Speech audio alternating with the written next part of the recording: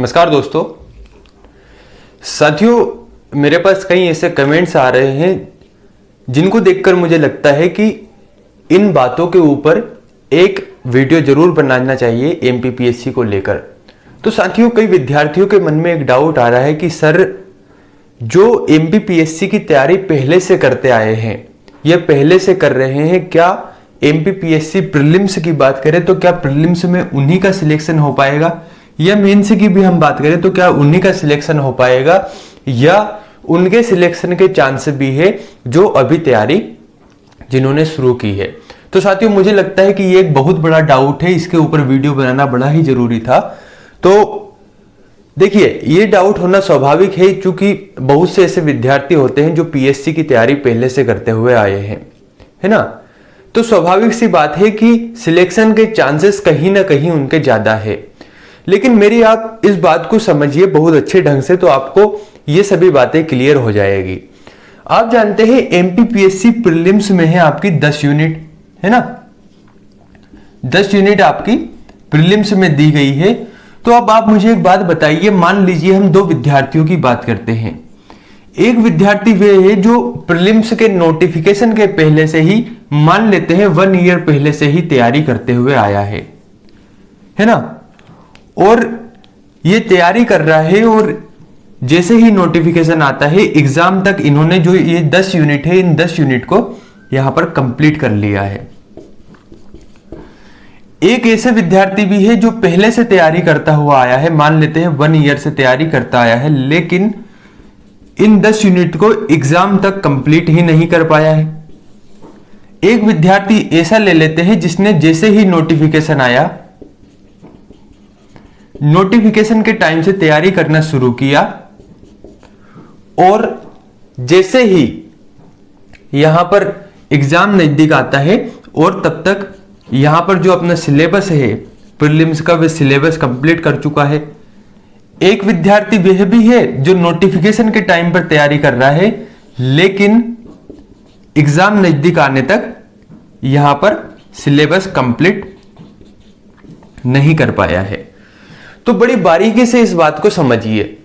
हमने क्या कहा कि दो विद्यार्थी ऐसे हैं जो एग्जाम के पहले से तैयारी कर रहे हैं, और दो विद्यार्थी ऐसे हैं जो नोटिफिकेशन के टाइम से या साधारण भाषा में अभी तैयारी करना शुरू किए हैं। तो अब सिलेक्शन किसका होगा? देखिए, सिलेक्शन किसका होगा या नहीं ये तो कोई भी नहीं बता सकता, लेकिन चांस किसके ज्यादा है इस बात को हम जरूर समझ सकते हैं। तो जो स्टूडेंट 1 ईयर पहले से तैयारी करते आए हैं उन्होंने 10 यूनिट को कंप्लीट कर लिया है, लेकिन कंप्लीट ऐसे किया है कि जैसे एमपी जीके का वेटेज ज्यादा है तो उन्होंने एमपी जीके को बहुत अच्छे तरीके से कंप्लीट कर लिया है।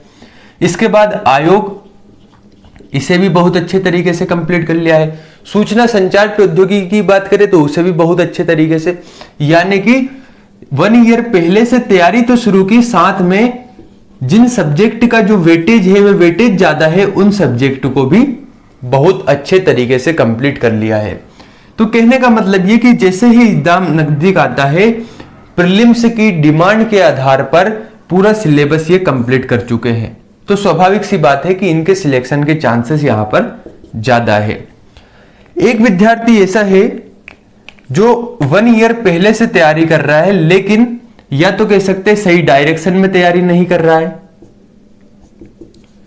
या हम बात करें कि तैयारी तो कर रहे हैं लेकिन तैयारी में रेगुलरिटी नहीं है, निरंतरता नहीं है, या सिलेबस तो कर रहे हैं लेकिन सिलेबस में यही समझ नहीं आ रहा कि किस सिलेबस को ज्यादा तवज्जो दी जाए, किस सब्जेक्ट को ज्यादा पढ़े, किसको कम पढ़े।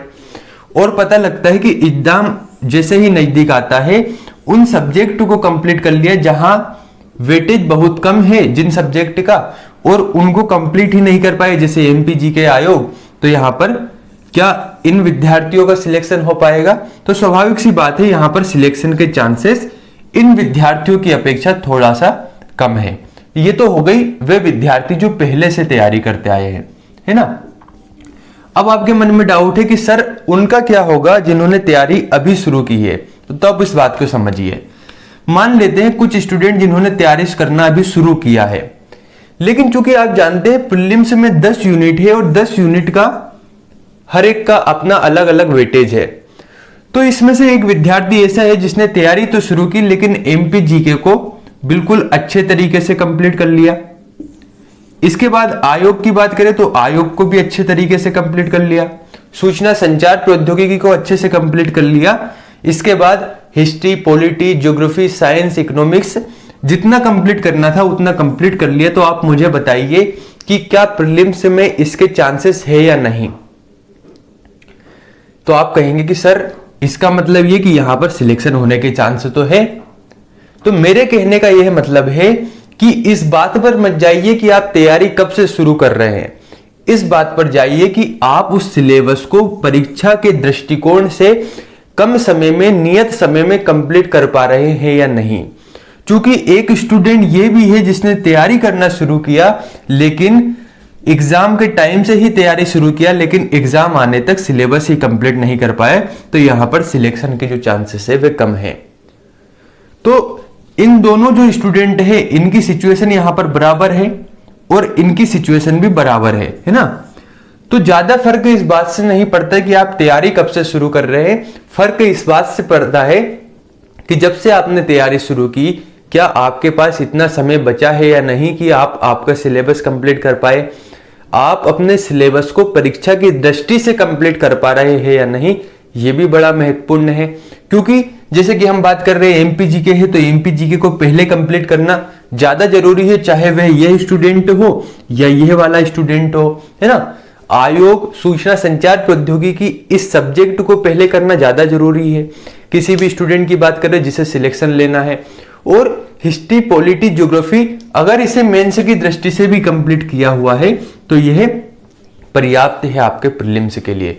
तो मुझे लगता है आपका ये जो सबसे बड़ा डाउट था कि सर आप इस बात को सोच सोचकर बहुत भय में थे कि सर कुछ स्टूडेंट जिन्होंने पहले से तैयारी कर रखी है क्या अब हमारा चांसेस है या नहीं प्रीलिम्स को लेकर। देखिए साफ तरीके से इस बात को समझ लीजिए कि अगर आपने सिलेबस के दृष्टिकोण से, एग्जाम के पॉइंट ऑफ व्यू से पुराने पेपर को तैयार कर अच्छे तरीके से तैयारी करना शुरू किया है तो फिर आपको इस बात का भय नहीं रहना चाहिए। क्योंकि सिलेक्शन के लिए जो सबसे महत्वपूर्ण चीज है वह यह है कि ये जो 10 यूनिट है ये कंप्लीट होना चाहिए। अब आप चाहे तो पहले से कंप्लीट कर लीजिए, अब आप चाहे तो बाद में कंप्लीट कर लीजिए। इसे इस तरीके से समझिए कि आपको एक कार्य करना है ना। ये कार्य आपको एक निश्चित अवधि में कंप्लीट करना है। तो कोई पहले से तैयार करे या कोई उसे कम समय में तैयार करे, लेकिन सबसे बड़ी डिमांड क्या है कि इस कार्य को इस अवधि तक कंप्लीट होना चाहिए। तो कोई जिस दिन से कार्य दिया है उसी दिन से कार्य करना प्रारंभ कर दे और कोई मान लेते हैं बाद में कार्य करना प्रारंभ करता है लेकिन नियत अवधि तक कार्य को कंप्लीट कर देता है। तो यहां पर इस बात से कोई फर्क नहीं पड़ता कि आप पहले से तैयारी कर रहे हैं या बाद में तैयारी कर रहे हैं। हाँ बस इतना सा फर्क पड़ता है कि जो पहले से तैयारी करते हैं उन्हें रिवीजन के लिए थोड़ा ज्यादा समय मिल जाता है ना। इसके साथ ही थोड़ा सा अगर इन स्टूडेंट की अपेक्षा कम भी पढ़ते हैं तो इनका सिलेबस कंप्लीट पहले हो जाता है। ये फायदा, क्योंकि वह पहले से तैयारी कर रहे हैं तो कुछ ना कुछ बेनिफिट तो उनको मिलना है। लेकिन अगर आपने अभी तैयारी शुरू की है तो फिर आपको डरने की कोई बात नहीं है। अभी आपके पास पर्याप्त समय है। सही रणनीति से अगर आप अभी भी तैयारी करते हैं तो निश्चित तौर पर आप प्रीलिम्स निकाल लेंगे। आपके साथ जो सबसे अच्छी बात यह है कि चूंकि पहले मेंस का ये रहता था कि मेंस के लिए आपके पास समय कम रहता था तो इस कम समय में आप मेंस की तैयारी नहीं कर पाते थे। लेकिन अगर आप प्रीलिम्स निकाल लेते हैं और आपके पास आपने पहले मेंस नहीं पड़ा हुआ है तो आपके पास पर्याप्त समय है, 4 से 5 महीने हैं जिसमें आप मेंस बहुत अच्छे ढंग से कर सकते हैं। तो आपको करना क्या है, अभी प्रीलिम्स पर पूरा फोकस डालना है। इन बातों को भूल जाइए कि कौन पहले से तैयारी कर रहा है, कौन बाद में तैयारी कर रहा है। महत्वपूर्ण यह है कि आपकी तैयारी निश्चित समय में हो पा रही है या नहीं। तो साथियों अगर आपके ही ऐसे कुछ डाउट है तो कमेंट कर बताएं, हम उसके ऊपर चर्चा करेंगे। धन्यवाद।